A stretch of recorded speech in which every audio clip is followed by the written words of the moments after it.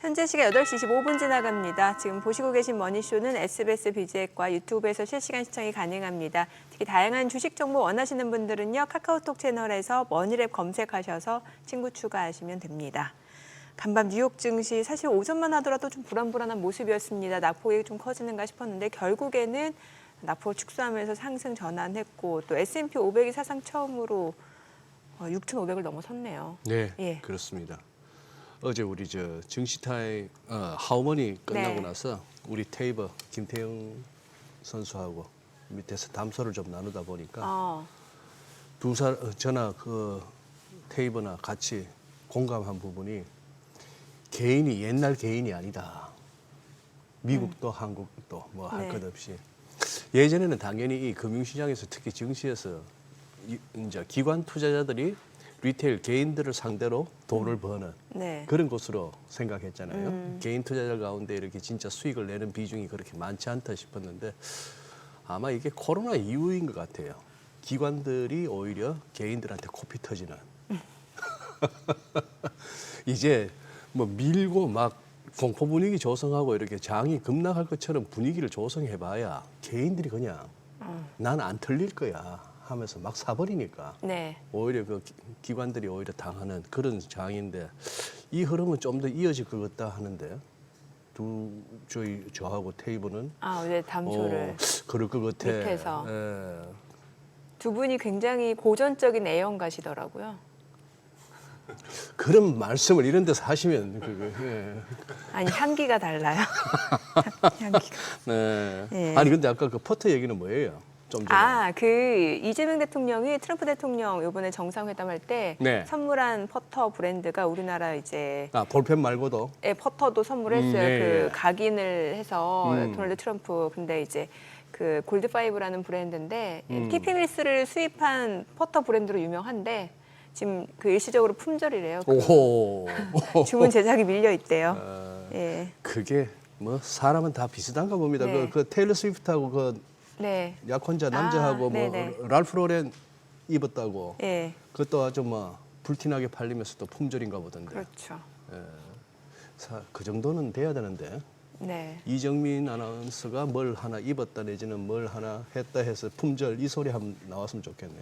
좀 돌려서 오늘 함께 해주실 분 모셔보도록 네. 하겠습니다. 블루닷 AI 연구센터 강정수 센터장님 함께합니다. 어서 오세요. 어서 오세요, 박사님. 네.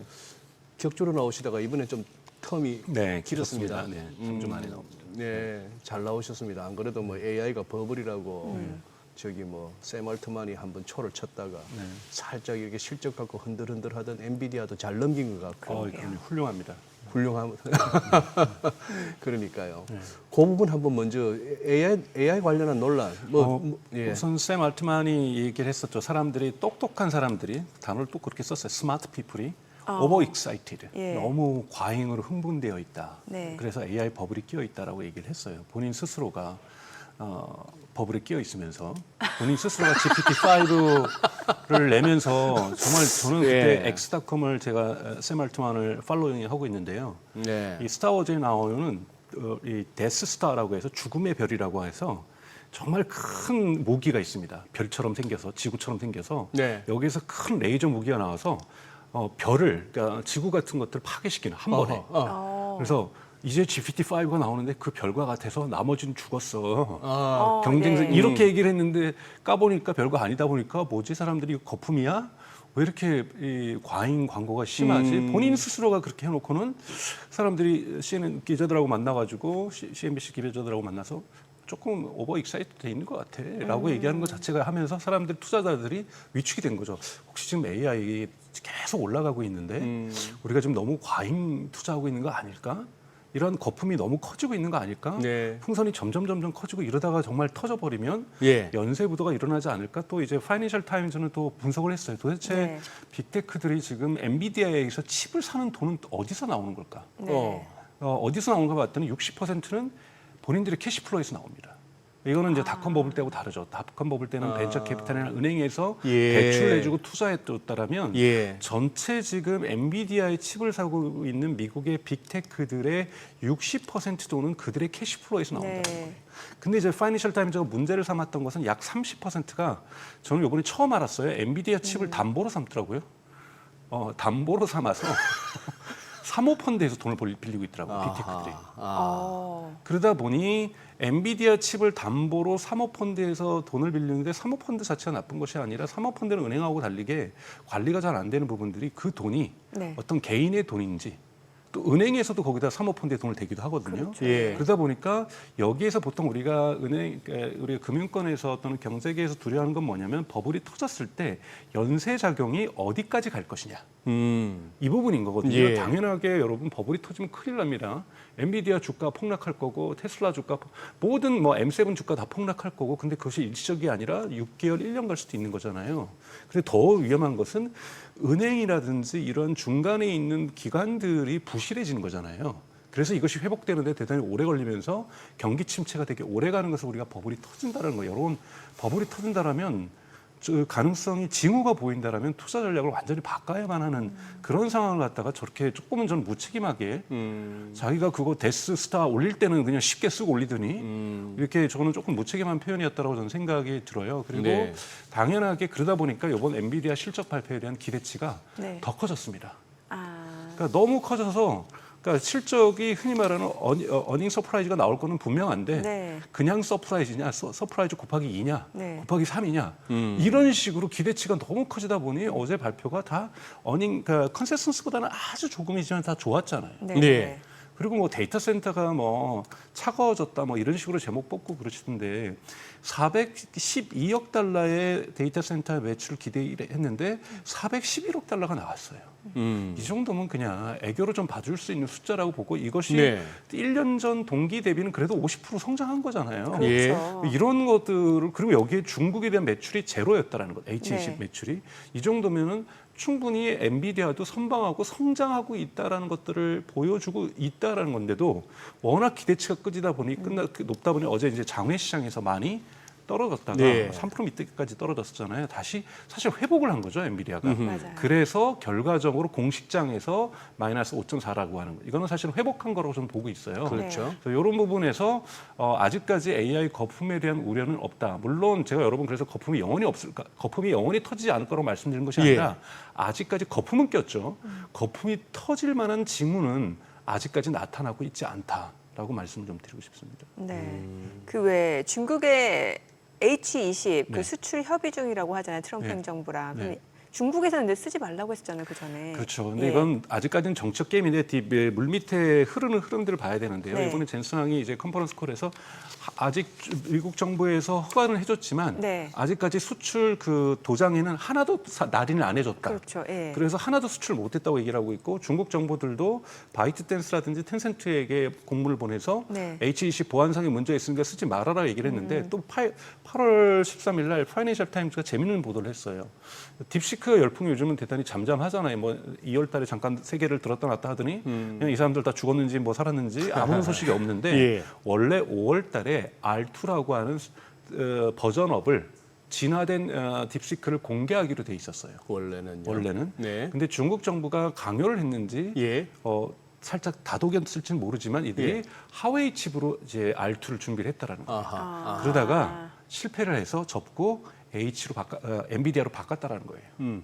그러니까 현실적으로 보안의 문제 이런 걸 하지만 그리고 하웨이가 많이 쫓아온 건 사실이지만 성능을 더욱더 업그레이드 하는 데 있어서 AI를 업그레이드해서 하는 데서는 아직까지는 엔비디아의 칩이 절대적으로 필요하다는 것을 딥시크가 보여주고 있다고 파이낸셜 타임스가 보도를 하고 있거든요. 네. 그것은 중국도 미국도 미중 간의 무역 협상이 아직은 진행 중인 과정에서 밀고 땡기기에 대한 씨름들을 하다 보니 이러한 얘기들 중국 정부가 H20을 쓰지 말랬다 이런 보도가 나오지만 물밑에서는 중국 기업들은 아직까지는 엔비디아로부터 최소한 독립하지 못했다. 이것이 이제 딥시크가 보여준 대표적인 사례이기 때문에 중국 또한 이러한 밀고 땡기를 하지만 H20 또는 지금 엔비디아가 준비하고 있는 블랙웰의 중국 수출형 버전이라고 할 수 있는 B30A에 대한 기대를 가지고 있다. 저는 그렇게 보고 있고요. 또 하나 이번에 이제 문제가 삼았던 것이 이번에 이 엔비디아의 논쟁이 일부 언론에서 미국 언론에서 거론한 거죠. 전체 엔비디아가 어느 나라에다가 이 후포 칩이라 블랙일 칩을 많이 파는지를 조사했더니 당연히 1위가 압도적으로 미국인데요. 네. 2위가 싱가포르이 나왔어요. 그러니까 그렇지. 조사 기관에 따라서 18%에 20%가 싱가포르에서 팔리고 있는데 싱가포르이 그렇게 AI 대국이 아니잖아요. 그거 다 중국으로 가는 거 아니에요? 그래서 이게 중국으로 가는 거 아니냐 그랬더니 젠슨왕이 또 이제 나름대로 변명을 했어요. 그거는 그러니까 영수증이 발행되는 곳이 싱가포르이지 네. 싱가포르로 가는 건 2%밖에 되지 않는다라고 이제 얘기를 하고 있는데 미국 정부가 타이트하게 한번 조사해 볼 수가 있죠. 예를 들자면 그렇다라는 거예요. 아랍에미리트에서 엔비디아의 칩을 수입할 때도 그 아랍에미리트에 있는 싱가포르 은행에서 돈을 지불했기 때문에 싱가포르로 수출이 된 걸로 보이지만 네. 실제로 물건이 수출로 간 것은 엔비디아 전체 물량의 2%밖에 안 된다라는 것이 엔비디아의 주장인데 예. 미국에서 만약에 미중 갈등이 격화되다 보면 이런 부분들을 조사할 수도 있겠죠. 그러나 이런 부분들이 이제 이런 것도 하나 이슈지. 사실 팩트는 누구도 모르는 거죠. 엔비디아가 본인 스스로는 2%밖에 안 보냈다고 하니 2%일 수밖에 없는 건데 중국은 아직까지 제가 말씀드리고 싶은 것은 반도체 독립을 AI 칩 부분에서 독립을 추구하나 네. 이 싱가포르 이번에서의 간접적인 어떠한 이 추론할 수 있는 것도 그렇고 딥시크의 어떠한 실패 그리고 물론 딥시크가 완전 실패했다는 건 아닙니다. 버전업에 있어서 하웨이 칩으로서 할 수 있는 것이 실패했다는 걸 봤을 때 네. 중국 또한 엔비디아부터 완전히 독립하지 않았기 때문에 저는 3분기나 4분기에는 미중 무역 협상 결과에 따라서 관세 협상 결과에 따라서 엔비디아 칩은 다시 중국의 문을 열 가능성이 있다라고 여전히 남아 있다라고 저는 보고 네. 있습니다. 지금 언제 보도된 사진이죠. 이재용 회장과 또 젠슨황 CEO 아주 진짜 뜨거운 포옹을 하는 그 어떤 상황에서 뭐 예. 이번에 이제 저기 이재명 대통령이 갔을 때도 이런 모습이 있었고 네. 또 일부에서 과거의 모습인데 예. 사실 이재용 회장이 미국 저작년이요. 출장을 예. 미국 예. 출장을 갔다 온다고 하면서 예. 이번에 이거는 한미 정상회담 때 때. 있었던 일이고 또 일부에서는 이번에 또 뉴욕에서 레스토랑에서 목격이 됐다. 젠슨왕과 이재용 회장이 예. 이 스테이크 썰고 있는 모습이 그래요? 그래서 이런 모습은 이제 왜냐하면 이재용 회장이 얼마 전에 미국을 갔다 오면서 출장 업무 내년도 사업 구상하고 왔다. 네. 이런 부분에서 젠슨왕의 그 얘기는 삼성의 엔비디아에 납품할 수 있는 HBM 칩의 어떠한 양산이 이제 얼마 남지 않았다. 이렇게 이제 해석하는 부분들이 있는데 이거는 스페큘레이션 아직은 팩트가 확인할 수 없는 부분인데요. 저는 네. HBM4에 대한 어떠한 샘플 공급은 이루어질 거라고 보고 있고요. 이제 문제는 3E가 빨리 공급이 돼야 되는데 이 3E가 얼마나 빨리 그 시험을 통과할 수 있을지는 기대해봐야 되는데 사실 삼성은 이제 두 축이 무너졌었던 건데 지금 한 축은 살아난 거잖아요. 지금 미국에 있는 파운드리 공장에서는 파운드리 부분은 2나노에서 그것도 테슬라와 함께하면서 그리고 그 이후에 애플이 들어오면서 이제는 파운드리에서 이제 돌파구가 생긴 거고요. 네.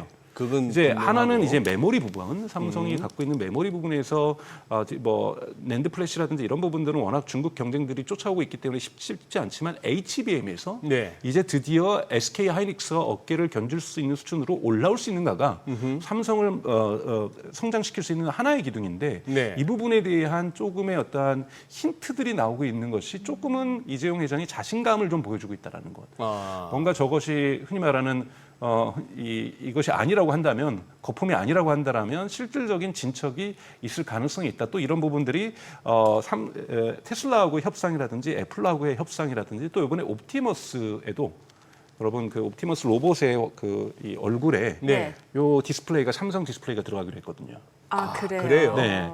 그래서 여기서 이 감정 표현이라든지 예. 문자 텍스트가 이 삼성 디스플레이를 통해서 나오기 시작합니다. 이런 부분에서 상당히 위축되었던 물론 이건 이건 삼성 디스플레이이긴 합니다만 다양한 각도에서 지금 미국 기업들하고 협력들을 이어나가고 있는 모습 속에서 HBM3E라든지 4도 이제 뭔가 진척이 있겠구나라는 기대감들이 좀 상승하고 있다고 볼 수가 있습니다. 그래요. 지금 저 HBM 4 콜 테스트 저 얘기는 지금 한 1년 넘지 않았습니까? 그거는 이제 지금 삼성전자는 3E에 대한 3E에 대한 콜 콜테스트고요. 테스트고. HBM4는 아직 SK 하이닉스가 세계 최초로 샘플을 납품하는 상태입니다. 네. 그래서 삼성전자가 그 샘플을 납품할 거라는 거고요. 여러분 샘플 납품은 그것이 완성품이 아니라 지금 이 엔비디아도 루빈의 샘플이 완성됐거든요. 네. 샘플들을 받아서 설계를 계속 튜닝합니다. 네. 재조정하고 재조정해서 다시 샘플을 보내달라. 다시 샘플을 보내고 우리도 샘플을 루빈의 샘플을 바꿔보겠다. TSMC랑도 모여가지고 이 샘플대로 양산, 대량 생산이 가능하게 조정도 하게 되는 거고요. 그래서 샘플이 근데 만들어졌다라는 거는 조정 작업에 들어가는 것이기 때문에 양산을 위한 준비 작업에 들어갔다고 볼 수가 있는데 HBM 지금 SK 하이닉스가 근데 인정해야 될 것은 가장 먼저 HBM4에 대한 샘플을 납품했고 올해 말에 삼성전자와 마이크론이 샘플을 납품할 걸로 기대되고 있습니다. 네, 지금 루빈 말씀 주셨는데 네. 이게 블랙웰 다음 버전이 네. 루빈인 거잖아요. 네. 루빈 양산 계획이 언제인 거예요? 루빈 양산 계획은 그러니까 엔비디아가 밝힌 것은 2026년 하반기입니다. 하반기다 보면 저희가 블랙웰이 조금 지연됐던 것처럼 네. 아마 본격적인 생산은 2027년 상반기가 되지 않을 거라고 보고 있는데요. 루빈의 뭐 숫자나 뭐 플롭이라고 하는 연산 속도 이런 부분들은 좀 복잡하실 수 있는데 일반적인 언론이라든지 전문가들의 평가는 이거는 큰 도약이라는 표현을 쓰고 있거든요. 개선이 아니라 완벽한 도약이다. 사실 블랙웰도 상당히 지금의 후퍼칩에 비해서 큰 도약을 이뤘는데 네. 루빈은 사실은 그 도약보다 더 큰 도약이다라는 부분에서 앞으로 일어날 수 있는 AI의 그 폭발적인 수요의 증가와 또 루빈은 로봇 시대까지 휴머노이드 로봇 시대까지 고려한 AI 칩입니다. 그렇기 때문에 정말로 인류의 역사에 있어서 의미 있는 성과로 지금 평가될 수 있을 거라고 보고 있는 거고요. 이 루빈은 당연하게 고수익을 창출할 거라고 보고 있고 지금 현재 루빈에 납품하게 될 것이 이제 SK 하이닉스의 HBM4라고 볼 수가 있고요. 네. 이 4도 당연하게 가격도 올라갑니다. 수익률도 올라갈 수 있을 거라고 좀 보고 있고요. 물론 삼성전자하고 마이크론이 콜 테스트를 통과해서 같이 경쟁 구도를 만들어낸다면 다시 또 단가는 내려갈 가능성이 있지만 워낙 고사양이기 때문에 기본적으로 HBM4는 HBM3E보다 더욱더 이익률이 수익률이 좋기 때문에 SK 하이닉스 또 성공한다면 삼성전자에게도 대단히 그러니까 의미 있는 기업의 매출에 있어서도 또 수익에 있어서도 이익률에 있어서도 좋은 영향을 미칠 거라고 보고 있습니다. 그러면 강 박사님, 이거는 이제 주가 측면이라서 좀 뭐 여쭤보기가 좀 그거 한데, 아니 SK 하이닉스하고 삼성전자가 같이 오르고 같이 빠지면 안 됩니까? 주가 측면에서. 얘들 왜 맨날 엇갈릴까요? 우선은 이 SK 하이닉스는 메모리에 집중되어 있는 회사고요. 삼성전자는 뭐 우선은 이 스마트폰도 존재하고 있고 가전도 존재하고 있고 가장 중요한 건 반도체 파운드리도 있습니다. 예. 그러니까 여러 산업을 복합적으로 하는 반도체 기업이기도 하고 복합적인 하는 가전 기업이기도 하고 복합적인 스마트폰 기업이기도 하기 때문에 예. 다양한 산업군을 가지고 있다라면 SK 하이닉스는 정말 오로지 메모리 반도체에 예. 집중하고 있는 모습을 보여주고 있기 때문에 예. 이 메모리 반도체 즉 AI 경제의 성장에 맞춰서 연동되면서 오히려 엔비디아하고의 연동성들이 높다고 볼 수가 있는 거고요. 예를 들면 삼성전자 같은 경우는 이번에 애플의 아이폰보다 이번에 폴더폰이 더 잘 팔리고 있다. 그 시장 격차가 좁혀들고 있다. 이것만 해도 또 펀더멘탈의 구체적인 변화이기 때문에 삼성전자의 주가에 영향을 미치는 거고 그리고 삼성전자는 아직은 용트림을 이렇게 치솟고 있지 못하고 있는 이유는 가장 큰 발목은 역시 HBM이죠. HBM에 대한 여러 가지 루머와 소식은 들리지만 HBM이 아직 납품되고 있지 않기 때문에 이것이 삼성전자의 발목을 마지막까지 끝까지 잡고 있는 거라는 거죠. 근데 SK는 납품하고 있잖아요. 그리고 지금 시장 점유율 무려 60%라고 하는 어마어마한 점유율들을 가지고 있기 때문에 여기서 가져올 수 있는 천문학적인 수익률들을 가지고 있기 때문에 평가의 펀더멘탈이 갖기는 어렵다라고 좀 보고 있습니다. 참 이게 SK 하이닉스하고 삼성전자 주가의 움직임 따라서 다른 종목들이 어떻게 되든 간에 우리 지수는 이 두 종목이 아직도 여전히 중심축이죠. 예, 그거 하는데 이 주주분들 입장에서는 진짜 재미없겠어요. 이 7만 원 갖고 왔다 갔다 하는 게 지금 얼마며 이 뭐 한 27만 원, 8만 원에서 더 뻗어 나가지도 못하고 이러고 있는 하이닉스나 원래 8월 달에 주식이 미국 시장도 마찬가지잖아요. 그러니까 예. 다들 S&P 뭐 최고치 뭐 올라가고 이런 건 하긴 합니다만 뭐 하루에 갑자기 3% 4%씩 오른 게 아니라 뭐 마이크로소프트 뭐 0.54, 그래, 요즘은 뭐 그러네요. 0.23 뭐 이렇게 오르고 있는 것이 이제 8월의 경기인 거고요. 조금은 이제 다이나믹스는 9월, 10월, 11월, 12월에 저는 하반기에 대단히 많은 이벤트들이 남아 있다라고 저는 보고 있습니다. 여기에서 원래 삼성전자 약속했던 2025년 하반기에 HBM3E에 대한 콜 테스트 통과, 예. 아니면 깔끔하게 포기하고 우리는 4E로만 가겠다. 어. 뭐 이러한 명쾌한 가이던스도 저는 필요할 거라고 보고요. 사실은 예. 삼성전자 3분기 실적은 그렇게 좋지 않을 거라 보거든요. 다만 3분기 실적을 받쳐준다라면 아마 폴더폰이라든지 삼성전자의 스마트폰이라든지 이쪽 부분이겠죠. 그래서 반도체 부분은 파운드리 부분은 계약을 했다고 해서 당장 현금이 되는 건 아니잖아요. 예. 그렇기 때문에 3분기 실적이 어떻게 좋게 나올지는 그렇게 기대하기 어렵지 않나 이런 생각도 가지고 있습니다. 그런데 그것도 한번 여쭤보겠습니다. 뭐 불과 얼마 전이었는데 메타에서 무슨 뭐 오픈 AI에서도 데려가고 여기서도 데려가고 해서 그 인재들 뭐 기존에 받던 연봉에 몇 배씩을 주면서 끌고 갔다 했는데 뭐 어제 그저께부터 슬슬 들려오니까 그 친구들이 또 다시 나온다면서요. 3명 나갔습니다. 왜 저커버그하고 안 만나요? 우선은 여러분 이 새로 만든 슈퍼 인텔리전스 랩이라고 하는 거기에 이제 20명 정도, 30명 정도 모여 있는데요. 네. 여기에 이제 흔히 말하는 웨인 부대잖아요. 예. 웨인 부대를 정말 잘하는 쫙 모였는데 예. 기존에 있었던 사람들도 있을 거 아니에요. 예. 그렇죠. 예. 근데 얼마나 자괴감 느끼겠어요. 예. 우리는 물론 적은 연봉은 아니었지만 네. 우리는 300만 달러, 500만 달러 줬는데 저기는 보니까 1,000만 달러도 아니고 5천만 달러를 받네. 그리고 이적료로 1억 달러를 받네. 예. 우리는 뭐지? 우리는 능력이 없다라는 건가? 네. 그러니까 이러한 두 조직 간의 충돌이 우선 있었다고 얘기를 하고요. 음. 그리고 20명, 30명의 거기에 이제 알렉스 황이라는 스케일 AI를 창업했던 사람이 이제 98년생이잖아요. 이제 젊은 친구가 와서 수장을 맡으면서 조직을 세팅할 거 아니에요. 예. 두 분은 이거 하시고요.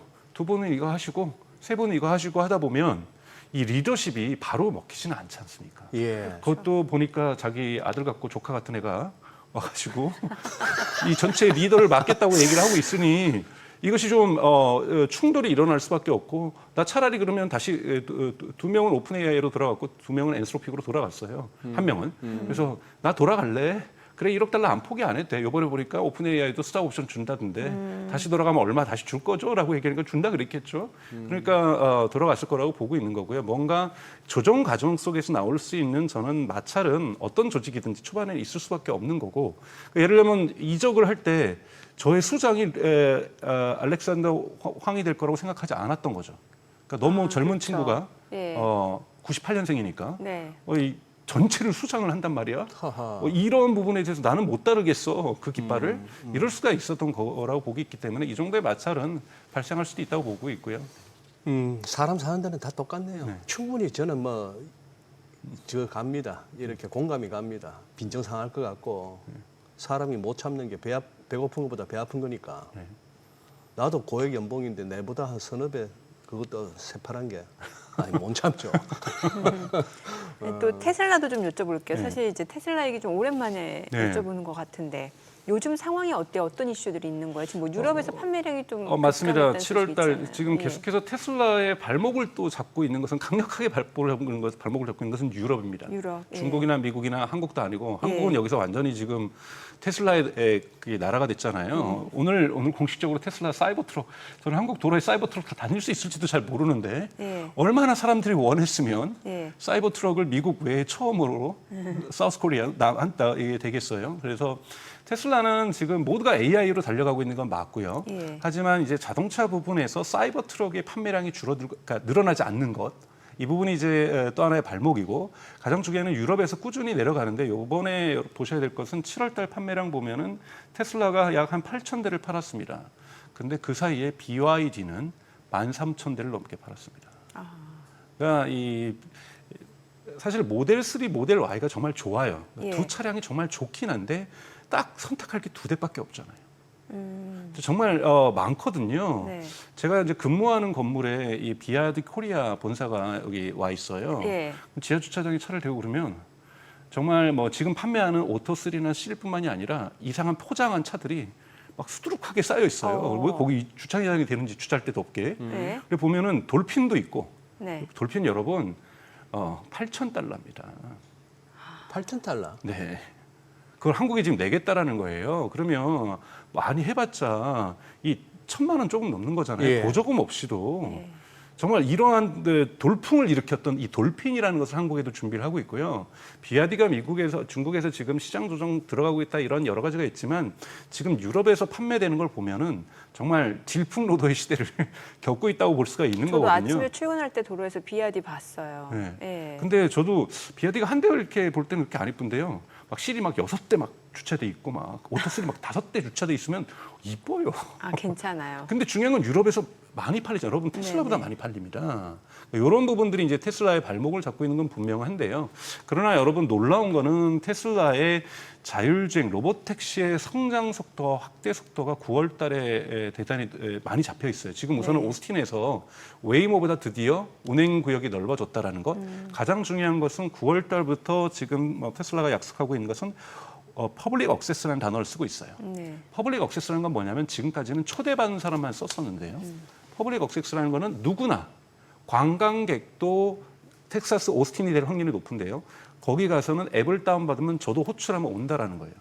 자, 초대받은 사람이 쓸 때는요. 초대받은 사람들은 어차피 초대받고 어차피 영상 찍으러 왔던 대부분의 유튜버들이기 때문에 네. 40분, 50분 기다려서 탈 수 있어요. 네. 네. 그런데 퍼블릭 억세스로 가게 되면 그렇게 못 기다리죠. 40분, 50분 미친 거 아니야? 뭐 이러면서 취소해버리죠. 네. 여러분. 그러죠. 카카오 택시도 10분 넘으면 취소합니다. 네. 저는 8분만 넘어도 취소입니다. 그렇죠. 그 취소할 거 아니에요. 그러면 차량 대수를 더 많이 대야 돼요. 그렇죠. 그래서 퍼블릭 억세스를 한다는 건 여러분 큰 테슬라의 로봇 택시의 큰 변화다라는 부분이고 또 하나 테슬라가 약속하고 있는 것은 FSD 버전 14가 나온다라고 얘기를 하고 있잖아요. 14를 9월 달에 공개한다는 거죠. 즉 자율주행과 관련된 로봇 택시와 관련된 이벤트가 9월 달에 많다. 네. 라는 부분들이 저는 테슬라 주가의 중요한 펀더멘탈과 관련된 이벤트가 약속되어 있다는 부분에서 여러분들이 좀 기대해도 좋지 않을까 저는 그런 생각을 갖습니다. 네. 네. 자, 지금 시각 8시 52분 향해 갑니다. 오늘 양시장 예상 체결지수 확인해 보도록 하겠습니다. 먼저 코스피부터 좀 보도록 할게요. 오늘 코스피 0.2% 상승 예상되고요. 지금 3,202포인트로 집계가 됩니다. 코스닥 오늘 0.3% 상승 예상되죠. 예상 체결지수는 801포인트입니다. 시가총액 상위 종목 예상가 보겠습니다. 삼성전자 오늘 0.5% 상승 예상됩니다. 지금 호가는 74,400원이고요. SK하이닉스도 상승 출발 예상됩니다. 지금 호가는 275,500원. 그리고 LG 에너지솔루션 0.9% 상승 예상됩니다. 예상가 367,500원이고요. 삼성 바이오로직스, 한화 에어로스페이스는 오늘 약보합권 예상되고 있습니다. 각각 호가는 101만 1,000원, 90만 6천원으로 집계가 됩니다. 현대차 소폭 상승 예상됩니다. 예상가 22만 2,500원, 기아는 0.8% 하락 예상되네요. 예상 체결가 10만 4,800원. 삼성전자 우선주 보합권 예상되고요. HD현대 중공업, KB금융 지금 호가에서는 아직까지는 큰 움직임 나타나지 않고 있는 상황이고요. 코스닥 시가총액 상위 종목 예상가도 보도록 하겠습니다.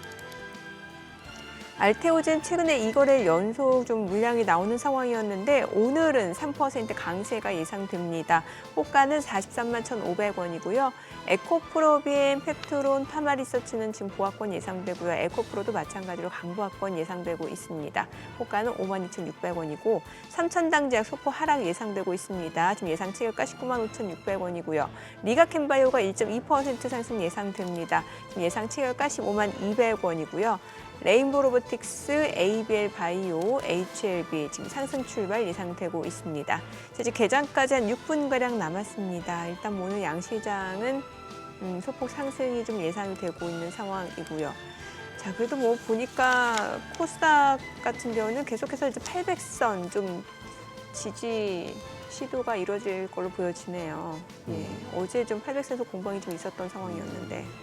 제가 3년째 예. 지금 정민영한테 듣는 얘기가 지수 뭐 그래 중요하냐고 맨날 지수 하냐고 내가 갖고 있는 게 가야지. 그래요 지수가 뭐 중요하겠습니까? 큰 의미가 없더라고요. 큰 의미가 없죠. 네. 오늘은 또 어느 업종으로 또 순환매가 이루어질지 그러게요. 뭐가 튈지 그 분위기 느끼려고 넥스트레이드 이제 개장 전 흐름도 살피고 어제는 음식료 섹터가 굉장히 좋았어요. 오늘 한번 내기 해볼까요? 무슨 얘기요? 그럼 또 간다 안 간다? 오늘도? 저랑요? 상해식품이 오늘도 제가 소장님하고 뭘 얘기할까요? 시청자분들이 아이디어 주시면 언젠가 좀 한번 해볼게요. 딱밤 한번 합시다. 방송 중이요? 좋습니다. 아 근데 저기 박사님, 네. 이게 이제 저 뭡니까 칩 가지고 이제 하는 얘기가 이제 슬슬 이제 로보틱스하고 엮더라고요. 네. 예. 요거 지금 어느 단계입니까? 또 무슨 뭐 제슨 토르? 네. 예. 우선 제슨 토르가 뭔지 이해하셔야 되는데요. 예. 예, 제슨 토르가 이번에 이제 업데이트, 사실 제슨 오리온이라고 해서 올해 초에 한번 선보였었는데요. 오리온? 네. 진화된해서 제슨 토르라고 하는 것들을 지금 얘기를 예. 하고 있는데요. 이거는 여러분 삼성전자하고 테슬라가 계약했던 AI6 보다는 전 버전인 AI5하고 이번에 나온 거하고 같습니다. 그래서 3나노 과정에서 제작되는 건데요. 로봇에 들어가서 로봇이 인터넷에 연결이 안 될 수도 있잖아요. 그렇죠. 그러면은 로봇이 시각 정보를 보고서 여기에 있는 소프트웨어로 판단해서 또 다른 데에 명령을 줘야 되잖아요. 관절에게 그 수많은 관절들에게 예. 명령을 줘야 된단 말이에요. 예, 예. 그 명령을 주고 계산하는 예. 완전한 우리 인간으로 치면 두뇌죠. 두뇌 예. 시스템이라고 볼 수가 있는 거고 그 칩을 엔비디아는 지금 보고 있는 것은 로봇은 현대자동차가 만드세요, 보스턴 다이나믹스가 만드세요, 뭐 아마존의 로보틱스가 만드세요, 어디든지 만드세요. 그 안에 들어가는 칩은 우리 AI 칩 할 때 후퍼 칩이나 블랙엘 썼던 것처럼 우리 칩 쓰세요. 그래서 그 칩을 지금 거의 $4,000 수준입니다. 칩 한 개가요? 네, 그럼 이 $4,000가 전 세계에 있는 로봇에 다 깔린다고 생각해 보십시오. 이건 어마어마한 시장인 거잖아요. 그래서 왜냐하면 지금 뭐 로봇을 1억 대 생산하니 2억 대 생산하니 10억 대 생산하니 하고 있는데 그 로봇에 들어갈 칩을 그것도 버전업이 될 거 아닙니까? 네. 지금 삼성전자도 AI5도 똑같이 FSD도 들어가지만 옵티머스에도 들어가는데요. 네. 아직 내년에는 양산할 게 아니기 때문에 아주 간단한 수준이 들어가는데 이것은 지금 TSMC가 만들고 본격적으로 옵티머스를 양산하게 될 때 들어가는 것이 AI4가 되는 거고 AI4 아니죠. 3. 2. 네, 2가 이제 삼성전자가 생산하는 거잖아요. 네. 삼성전자가 생산하는 거는 옵티머스가 양산되는 데 들어가는 이 로봇 안에 들어가는 두뇌 이 칩인 거고요. 네. 마찬가지로 지금 말씀드렸던 젠스토르라고 하는 것은 그런 로봇에 들어가서 지능 역할을 담당하는 칩이라고 할 수가 있습니다. 얘는 누가 어디서 만듭니까 그러면? 이거는 지금 현재 TSMC가 만들고 TSMC가. 네.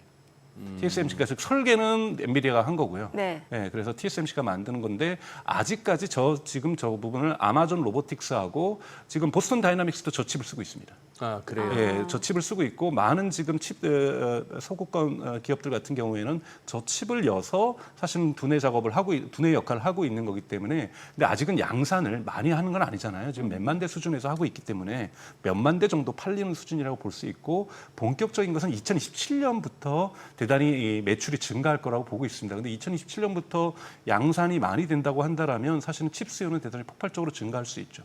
지금 보스턴 다이내믹스는 이제 우리나라 회사입니까? 현대차에서 그렇죠. 법적으로 우리도 현대차 회사죠. 그렇죠. 네. 지금 그러면은 어느 정도까지 와 있는데 여기서 뭘 만들어서 어디다가 투입을 합니까? 그러니까 물론 지금 현대자동차가 올해 말에 현대자동차 공장에 보스턴 다이나믹스를 투여할 거라고 보고 공장이라 있고, 하면 울산 공장 같은 네, 데 울산 말입니까? 공장이라든지 또는 미국의 조지아 공장이라든지 예. 이런 곳에 이제 투여를 하겠다고 보고 최근에 이제 영상 나오신 거 지금 화면에 보시는 것처럼 물건을 짚는 걸 이제 보고서 현대자동차 노조도 깜짝 놀랐다고 얘기를 하고 있거든요. 예. 저러면 진짜 인간의 일을 대체하는 건 아니라고 하는데요. 보시는 지금 손이 집게 손입니다. 그러니까 예. 보스턴 다이나믹스의 가장 큰 장점은 원래 소프트웨어 기업으로 출발했던 게 아니라 로봇 하드웨어 기업으로 출발했기 때문에 로봇의 유연성이 대단히 좋습니다. 유연성이 좋고 동작이 좋지만 사람을 닮은 것 같지만 사람하고 조금 다른 이러한 모습들을 보여주고 있잖아요. 그래서 일을 되게 잘할 것 같다라는 느낌은 드는데 저 두뇌는 지금 현재는 엔비디아가 맡고 있는 거고요. 예. 저기에 들어갈 소프트웨어는 물론 보스턴 다이내믹스하고 협력해서 만들지 엔비디아 걸 만든 걸 100% 집어넣지는 않습니다. 기본은 엔비디아 걸 이용하고 거기다가 현대가 일종의 튜닝을 하는 것이죠. 네. 그다음에 두 번째 그 문제점으로 이제 되고 있는 건 저 손입니다.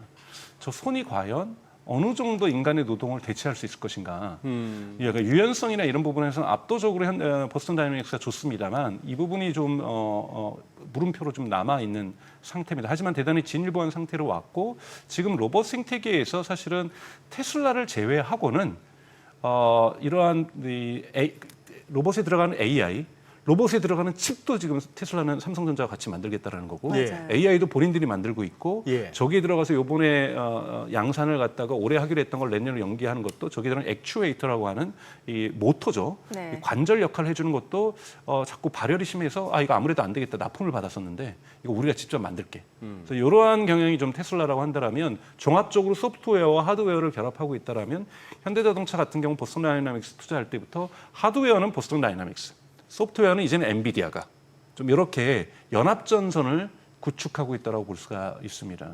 네, 그 로봇 얘기 좀 개장하고 더 들어보도록 하겠습니다. 오늘 국내 증시를 확인해 보죠. 개장합니다.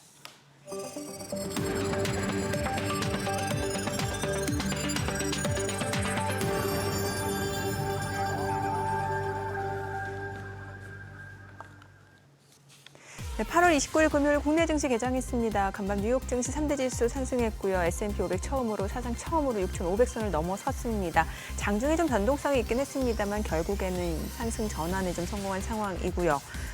오늘 국내 증시도 일단 호가에서는 양시장이 좀 오름세가 예상이 됐던 상황인데 출발 지수 좀 체크를 해보도록 하겠습니다. 일단 지금 보게 되면은 코스피 같은 경우는 지금 호가 0.3% 상승이네요. 지금 3,208이고요. 코스닥도 0.4% 상승합니다. 801입니다. 양시장 3,200 그리고 800선 좀 지지되고 있는 모습이고요. 시가총액 상위 종목 시초가도 보겠습니다. 삼성전자 오늘 1% 상승합니다.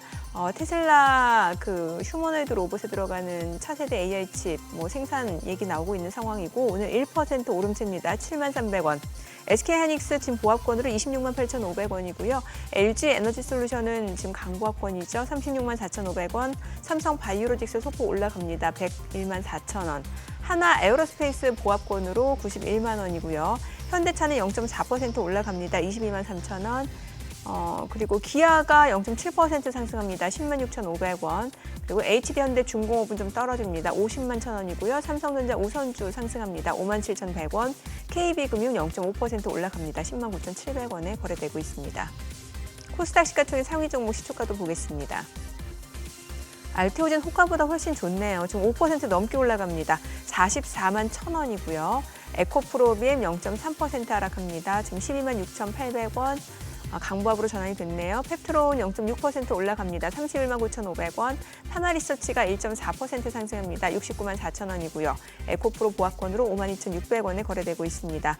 이 가운데 삼천당제약은 조금 하락합니다. 좀 19만 5,300원. 그리고 리가캠바이오는 1.3%, 2%까지 올라갑니다. 하루 만에 반등 보여주고 있고요. 15만 1,400원. 레인보 로보틱스, ABL 바이오는 소폭 하락합니다. 그리고 HLB 0.9% 상승하면서 38,100원 선 움직임 이어집니다. 오늘 시장에서 특징을 보여주고 있는 섹터 종목 체크해 보도록 하겠습니다. 오늘은 이제 온디바이스 AI, 3D 낸드, 뉴로모픽 반도체 쪽 움직임 좋습니다. AI 관련주들이 전반적으로 흐름이 좋다라고 보시면 될 것 같은데 온디바이스 AI부터 좀 체크를 해보도록 하겠습니다. 오늘 장에서 지금 보게 되면요. AD 테크놀로지 올라가고 지금 솔트룩스가 2.4%, 마음 AI, 코난 테크놀로지도 2% 안팎으로 상승 흐름 보여주고 있고요. 셀바스 AI가 0.3% 상승 중이고 어버브 반도체가 3% 강세고 AD 테크놀로지도 3% 이상 올라갑니다. 그리고 퀄리타스 반도체 0.9% 오름세고 HPSP 가온칩스가 각각 2%, 3% 상승세고요. 제주 반도체 지금 3% 올라갑니다. 15,150원이고 오픈엣지 테크놀로지, 에이펙트, 네페스아크 다 올라갑니다. 오늘 온디바이스 AI 쪽 흐름도 괜찮고 그 밖에는 오늘 앞서서 보게 되니까 이제 고체 산화물 연료전지 SOFC 쪽이 움직임이 또 나타나네요. 지금 범한 퓨얼셀이 7% 강세입니다. 21,400원 선이고요. 두산 퓨얼셀도 4% 올라갑니다. 28,150원. 그리고 미코가 2.3% 올라가고요. LS 머티리얼즈, 금연 그린파워도 상승세에 이어지고 있고 아머센스가 11% 급등 중이고요. LTC가 4.58% 상승하면서 12,780원에 거래되고 있습니다. SK 이터닉스가 1.2% 올라갑니다. 자, 그 밖에는 피팅 쪽, 밸브 쪽도 움직임이 좀 나오고 있는 상황이에요. 태광, KSP, 성광밴드, 한선 엔지니어링, 하이로코리아가 올라갑니다. 지금 보시다시피 이제 성광밴드, 태광 각각 2%, 4% 올라가고요. 하이로코리아도 33,400원으로 상승 흐름 이어지고 있습니다. 오늘 수급 상황 좀 체크해 보도록 하겠습니다. 유가증권 시장에서는 개인과 기관이 삽니다. 각각 283억 원, 27억 원 순매수고요. 외국인은 315억 원 매도 우위를 나타내고 있습니다. 코스닥에서는 외국인이 지금 48억 원 순매수고요. 개인은 21억 원, 기관은 24억 원 매도 우위를 나타냅니다. 환율 체크해 보겠습니다. 달러 환율입니다. 정기적 마감 대비로 2원 60전 하락하면서 1,385원에 개장이 됐습니다. 오늘 코스닥 쪽이 훨씬 좀 탄력적이네요. 코스닥 쪽이? 예. 네, 그래요. 음식료 진짜 좋은가요? 음식료요? 네, 냉동김밥 괜찮아요. 우양. 냉동김밥 괜찮고. 네, 뭐 삼양식품하고 S&P는 어제 워낙 또 많이 올라갔고 약간 좀 쉬어가고 있는 상황인데 글쎄 이것도 언제든지 또 상승으로 전할 수 있는 가능성은 있을 것 같고요. 아까 예. 딱밤을 걸었어야 되는데. 예. 그 뭘 걸어요? 딱밤을 아까 걸었어야 되는데. 아니 근데 저기 박사님, 저 정도 저 아까 보스턴 다이내믹스 관련해서 자료 화면 나왔던 그 로봇 그 집게손, 우리처럼 뭐 다섯 손가락 다는 저 집게손의 저 작업에 현대차 노조가 긴장을 한다고요? 진화되는 속도죠. 진화되는 속도. 네네. 그렇게 되면 내년 모습에는 도대체 어떤 모습일까? 왜냐하면 언제까지 저렇게 집게손만 갖고 있지는 않을 거거든요. 네. 근데 손만 좀 바꿔낸다라면 훨씬 더 정밀한 작업을 할 수 있다라는 이야기인 거죠. 예. 그래서 사실은 그 현대차가 지금 놀라는 것은 조지아 공장에서의 자동화율이거든요. 조지아 공장 그렇게 크게 지었어도 네. 훨씬 이 노동자 숫자가 한 800명 수준으로 대단히 적잖아요. 이것이 이제 자동화 부분들이 대단히 많이 되고 있다. 적어도 휴머노이드 로봇이 아니래도 네. 대표적으로 이제 중국의 지커라는 공장이라든지 샤오미가 만들고 있는 차량 이러한 공장에는 이 뉴욕타임즈가 이제 보도를 했었는데요. 건물을 이렇게 밤에 찍었는데 밤에도 작업을 하고 있는데 불이 꺼져 있는 층과 블럭이 되게 많아요. 여기에는 공장이 작동되는 거예요. 근데 사람이 아무도 없기 때문에 불 끄고 작업하는 거죠. 로봇들끼리 할 때는 로봇끼리 할 때는 그런 불이 필요 없다라는 거죠. 그러면서 건물 내에 불 들어오 있는 층과 불 들어오 있는 블럭이 많지가 않아요. 여기에는 사람이 있는 거예요. 그리고 직접 들어가서 그 사람들하고 인터뷰합니다. 그 어려운 노동 환경 속에서 가장 어려운 게 뭐냐 그랬더니 외롭다라 그래요. 외롭다. 동료가 별로 없어서 사람을 마주칠 일이 별로 없다라는 거예요. 그러니까 뭔가 사람이 있긴 하지만 네. 그러니까 무언가 과거에는 우리 자동차 라인업 우리 조립하는 이런 그 화면들 보면은 자동차 한 대 옆에 그냥 막 사람들 8명, 9명 막 모여가지고 막 서로 하면서 서로 막 던져주고 뭐 작업을 하잖아요. 네. 근데 이제 그런 것들 되게 외롭게 사람이 한두 명 정도가 결합하고 있는 정도로 이미 휴머노이드 로봇이 아니래도 자동화가 되고 있다라는 겁니다. 이거는 사실은 노조가 어느 정도 정책적으로 반대 입장을 하고 있기 때문에 이런 자동화가 안 되는 건데 처음부터 공장을 만드는 조지아 공장에서는 미국에서는 훨씬 더 사람을 적게 쓰는 방식으로 지금 전환되고 있다라는 거고요. 그리고 여기에 인간이 하던 마지막 작업마저도 휴머노이드 로봇이 들어오게 된다라고 한다라면 네. 지금 지나오는 속도가 지금 중국에서는 2027년부터 목표를 하고 있는 거고 테슬라도 2028년, 2029년 정도로 얘기를 한다라면 지금 5년 안에 사실은 제조 공장에 휴머노이드 로봇이 들어올 수 있다는 얘기잖아요. 네. 현대 자동차는 올해 안에 시험 운영을 한국 공장에서도 해보겠다고 얘기를 하고 있는 거죠. 이렇게 되면 사실은 제조 부분에서 인간이 할 수 있는 역할이 언제까지 지속될 수 있을 것인가. 이건 대단히 의문입니다. 그래서 사실 인간이 지금 하는 작업 중에서 가장 많이 하는 작업 중에 하나가 예를 들면 엔진을 차량으로 집어 있는 것. 네. 이걸 정확하게 여서 그다음에 조립하는 것 이런 부분들은 아직은 사람이 내연기관을 집어 있는 걸 하고 있거든요. 네. 이런 부분들 사실 이제 내연기관이 필요 없는 전기차로 간다면 또 필요 없을 거고 이런 것도 로봇이 할 수 있고 가장 이제 마지막 난관이 배선 작업. 예. 보통 우리가 2, 3kg가 자동차에 들어가거든요. 예. 이 부분은 사람이 하고 있었거든요. 이 배선 작업들 그러면서 사실은 현대자동차도 노동자들 보면은 손이 많이 다쳐요. 장갑을 끼고 해도 워낙 좁은 데 들어가서 네네. 정확하게 해야 되니까. 근데 사실은 저런 손을 가지고서는 저런 데 못 들어가잖아요. 그렇죠. 그래서 아직까지는 바로 대체되지는 않을 거라고 보고 있지만 이 속도가 발전의 속도가 너무나도 경이로운 수준이라고 볼 수가 있습니다. 그렇기 때문에 지금 현재로 한다면 2028년, 2029년이 정점이 되지 않을까라고 보고 있는 거고요. 이때쯤 되면 생산성 자체가 사실 중국에서 생산하나 한국에서 생산하나 미국에서 생산하나 다 자동화가 되어버리면 예. 생산 원가가 유사해질 수 있는 예. 그런 경향성으로 자동차 산업은 전환될 거라고 보고 있습니다. 갑자기 궁금한데 그 엔비디아 차세대 뭐 로보틱스 칩 네, 네, 제슨 AGX 토르 네. 이름이 좀 어려워요. 네. 토르. 토르가 이제 여러분 그 저 영화에 있었던 어벤져스. 그 토르 맞습니다. 천둥의 신. 네, 천둥의 신 그 토르라고 하는데 뭔가 초인적 힘을 가졌다 이런 네, 의미인가요? 뭐 그런 것도 있지만 토르라는 그러니까 이런 칩 종류를 토르라고 해요. 인터넷과 연결되지 않아도 네. 강력한 힘을 발휘하면서 이 기계를 조정할 수 있는 것. 인터넷과 연결되지 않아도 그렇죠. 왜냐하면 여러분 기본적으로 모든 AI 칩은 항상 인터넷과 연결되어 있죠. 네. 그런데 우리가 자동차도 인터넷과 연결 안 될 수도 있잖아요. 그런데도 자율주행을 해야 되는 거고 예. 로봇 또한 인터넷과 연결되어야만 한다라면 대단히 인터넷이 연결 안 되는 사각지대에 들어가게 되면 로봇이 위험해질 수가 있거든요. 그렇죠. 그렇죠. 그렇기 때문에 인터넷이 연결되지 않은 공간에서도 로봇은 작업할 수 있어야 됩니다. 그리고 그래서 안전해야 토르. 됩니다. 그래서 이때 쓰는 칩들을 토르 칩이라고 범용적으로 얘기를 합니다. 아, 네. 그래서 토르라는 이름을 여기다 명명했기도 했지만 사실 이런 종류의 칩을 토르 칩이라고 합니다. 뭔가 또 하나 배우네요. 네, 이런 능력을 가졌다고요. 궁금했어요. 근데 진짜 저 어떤 기술의 발전 속도라는 거는 저 같은 문과 출신들은 정말 참 경이로울 정도인데요. 그리고 이번에 젠스랑 얘기했던 것이 AI 거품 정면으로 반박했잖아요. 분명하게 수요도 칩에 대한 수요도 있지만 이 칩에 대한 수요가 흔히 말하는 성장 곡선이 완만해질 때 주식시장은 사실은 또 기업의 성장률이 중요한 거잖아요. 매출을 네. 얼마나 많이 네. 하냐, 네. 돈 얼마나 많이 버냐도 중요하지만 이것이 완만해지지도 자기는 않을 뿐더러 계속해서 칩에 대한 AI 칩의 수요도 증가하게 됐지만 여기에 이제 로보틱스에 의한 칩 수요가 또 증가하게 된다는 거죠. 네. 이렇게 했을 경우에는 지금 인류는 이제 AI 시대를 막 문을 열었는데 예. 앞으로 가야 될 길이 너무 구말린데 여기에서 벌써 지치시면 어떡하냐 투자자분들. 그러지 말아라. 강고하게 AI의 산업은 인류 역사의 시작과 함께 사실은 얼마나 산업혁명 시작한 지 이제 200년 좀 지났잖아요. 네. 여기에 새로운 산업혁명이 시작되는 거고 이것은 앞으로 또한 100년, 200년 지속될 수 있는 인류사에 있어서 대한 중요한 산업적인 전환점이라고 볼 수가 있습니다. 네. 이제 진짜 그러면 진짜 머지않은 것 같아요. 그 보니까 그 아이언맨이 이렇게 쫙쫙 펼치면서 뭐 다 하고 말로 하면 막 바로 이렇게 데이터가 제시되고 솔루션까지 제시되고 하는 그런 시대.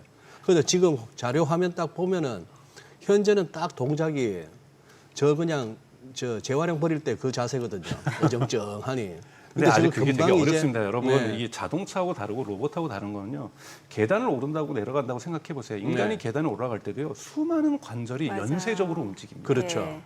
정말 발가락 살짝 디뎠는데 뭔가 여기에 물컹한 게 잡힐 것 같으면 그때 살짝 피하면서 자세를 잡으면서 다시 또 힘을 내면서 올라갈 때 인간은 정말 수많은 신경계와 수많은 관절이 균형을 잡아주면서 난간을 극복하는 그 동물도 마찬가지죠. 예. 거미가 그 다리가 8개, 12개 막 돼가지고 막 이 천장을 올라가잖아요.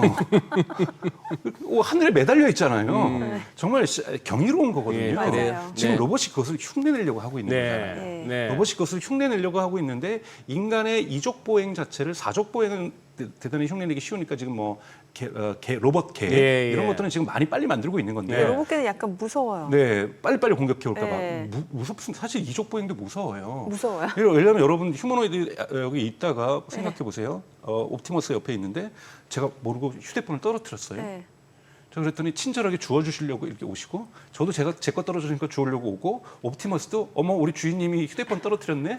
그래서 주워들러 와서 셋이서 우리 이렇게 죽다가 머리 부닥친 적 있잖아요. 사람들도. 근데 우리가 3명이서 로봇하고 같이 한번 부닥친다고 생각해 보시죠. 약간 무서운데요. 그럼 저는 바로 출혈 나올 거라고 봐요. 아니 저 아까 그러니까- 그 로봇계 보니까 약간 징그럽기도 하고. 그 로봇도 무섭기도 이걸 하고. 판단해야 돼요. 어머, 자기도 가려고 했는데 두 사람이 오고 있네.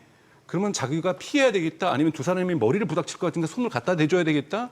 이러한 판단까지 여러분 정말 인간이 하고 있는 일상 속에서의 이것을 모방한다는 로봇은 정말 높은 수준의 지능을 얘기하는 거기 때문에 그 높은 수준의 지능을 구현할 수 있는 이 관절 구조까지 만들기에는 상당히 시간이 걸릴 겁니다. 그래서 지금 나오는 것이 뭐 그렇다고 해서 기대치로 계속해서 주가는 성장하는 거기 때문에 너무 큰 타임 인터벌이 있다고 해서 주가는 상승 안 할 거라는 말씀을 드리려는 건 아니에요. 네. 현실화는 근데 조금 더 걸릴 거다. 근데 사실 그렇잖아요. 현실화가 이미 됐다.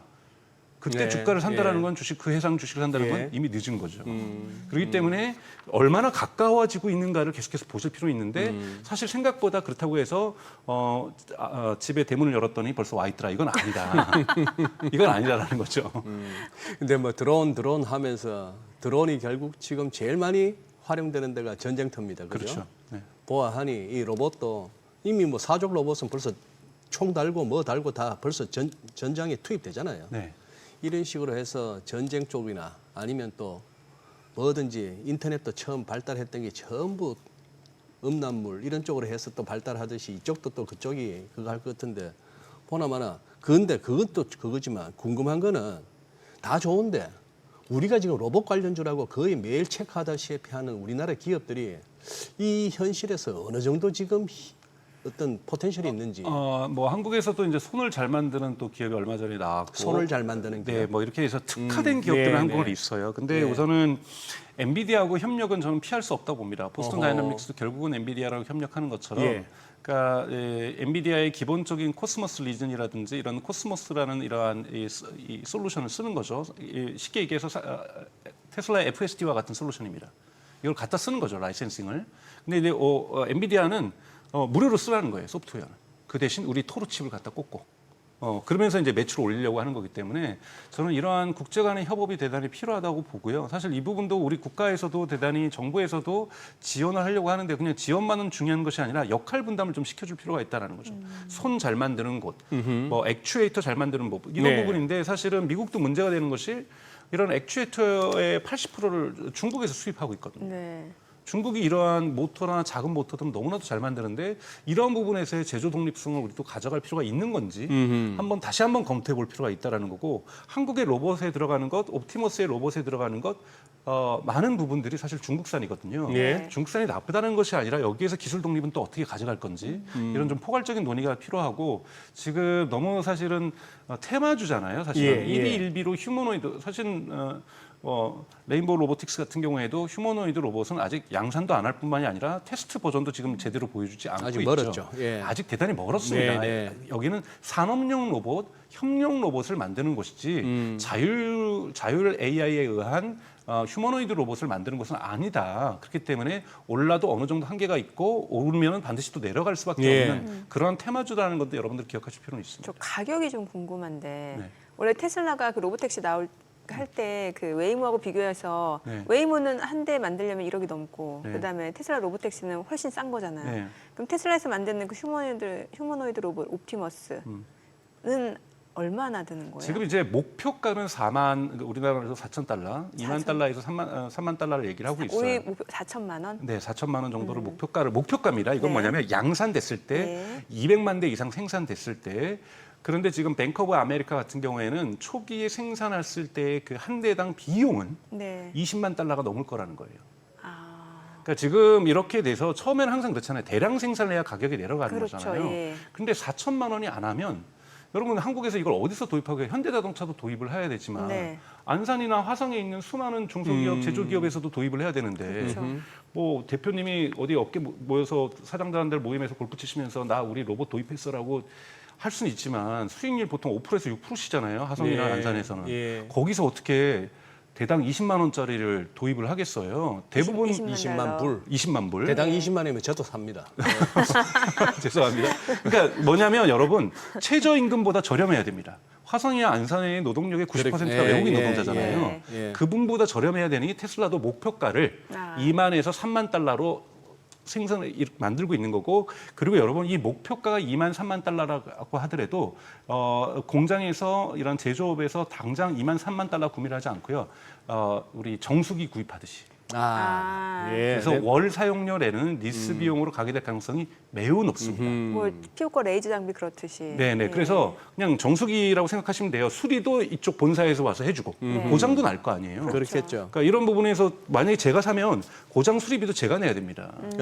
그래서 이렇게 뭐 정수기 필터 바꿔주러 오듯이 뭐 뭘 좀 그럴 수 고치러 좀 있겠네요. 오고 이렇게 해서 초기에는 안전하게 가기 위해서 제조업의 부담을 줄어들기 위해서 리스 중심으로 가게 될 가능성이 그래서 월 이용료를 내는 방식으로 가게 될 가능성이 매우 높다고 볼 수가 있습니다. 네, 오늘 내용 여기까지 듣겠습니다. 잘 들었습니다. 네, 고맙습니다. 고맙습니다. 네, 오늘 들으신 내용과 관련해서 더 다양한 정보 원하시는 분들은 카카오톡 채널에서 머니랩 검색하셔서 친구 추가하시기 바랍니다. 그리고 머니쇼가 없는 토요일에는 매주 11시 유튜브 채널 머니랩에서 뉴욕 증시 리뷰까지 만나보실 수 있으니까요. 참고해 보시기 바랍니다.